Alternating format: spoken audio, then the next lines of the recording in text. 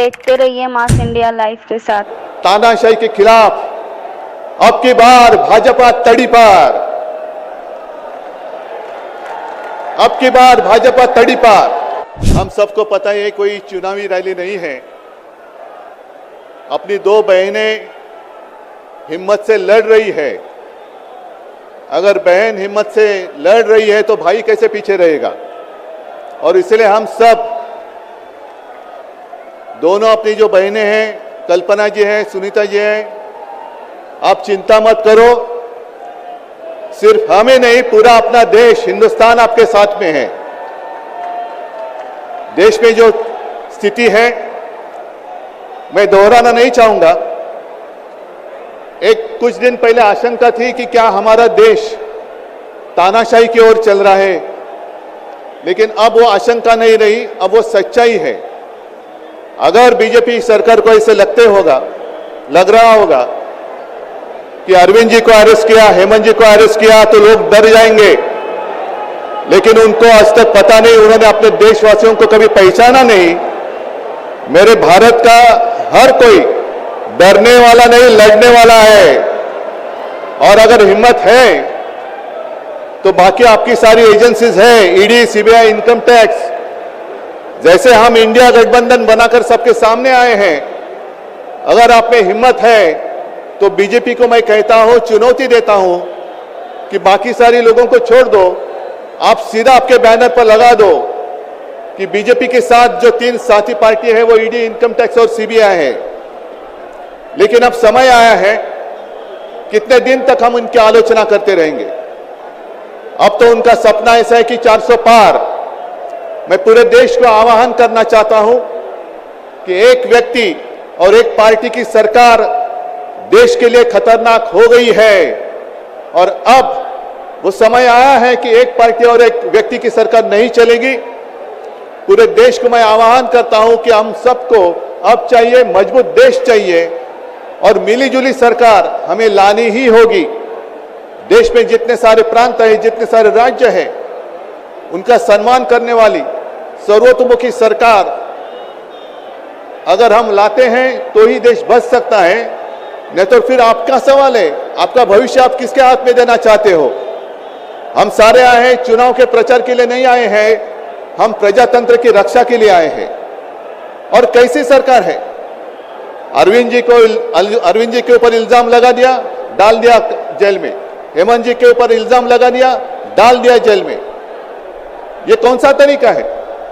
इनके पास जितने सारे लोग हैं, मैं आपके सामने आने से पहले कुछ पत्रकारों के साथ वार्तालाप कर रहा था और उन्होंने कहा कि उद्धव जी अब उन्होंने इनको साथ में ले लिया, उनको साथ में ले लिया। जिनके ऊपर भ्रष्टाचार के आरोप खुद भाजपा ने लगाए थे, उनको उन्होंने वॉशिंग मशीन में डालकर साफ सुथरा नहला धोला कर अपने मंच पर विराजित कर दिया। तो आप क्या विश्वास रख सकते हैं। जितने देश में भ्रष्ट लोग हैं, उन सारे लोगों को इकट्ठा लेकर बीजेपी देश को विकास के राह पर लेके जा सकता है।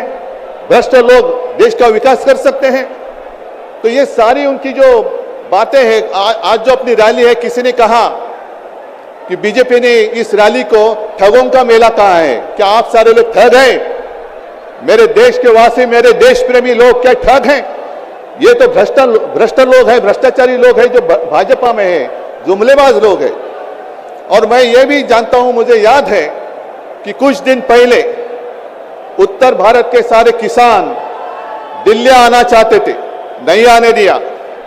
उनके जो रास्ते थे उसमें खिले डाल दिए, उनके ऊपर टीयर गैस छोड़ा, लाठीचार्ज किया।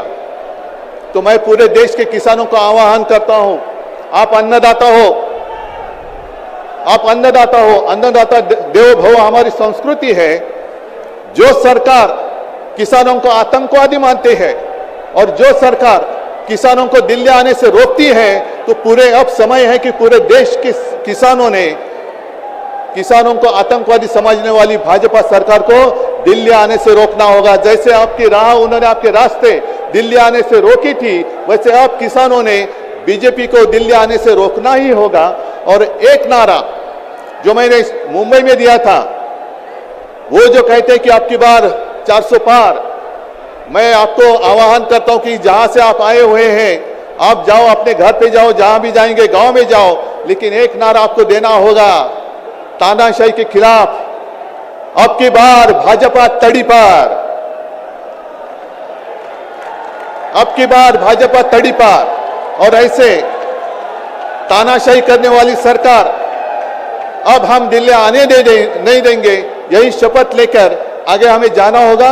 और फिर से एक बार सुनीता जी, कल्पना जी, आप चिंता मत करो, पूरा देश आपके साथ है। आप लड़ाई जीतेगी और हम सब लड़ाई जीतेंगे, प्रजातंत्र जीतेगा। जय हिंद, जय महाराष्ट्र।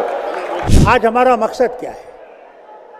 आज हमारा मकसद सिर्फ एक है कि हम सब आईन को बचाएं, कॉन्स्टिट्यूशन को बचाएं। आज कॉन्स्टिट्यूशन पे हमला है। आप देखें, चीफ जस्टिस ऑफ इंडिया को भी धमकियां दी जा रही हैं। ये हाल है हमारा। ये बात सुनिए, इंसान को इंसान से लड़ाया जा रहा है। मुसलमान अलग, हिंदू अलग, सिख अलग, ईसाई अलग। इस लड़ाई के खिलाफ हमने आवाज़ उठानी है। इस लड़ाई के खिलाफ आपने वोट देना है। और तभी वो सब नेता जो आज बंद कर दिए गए हैं, केजरीवाल जी और सोरेन जी और दूसरे संजय, इन सब में निकलेंगे जब आप इस आईन को पकड़ेंगे।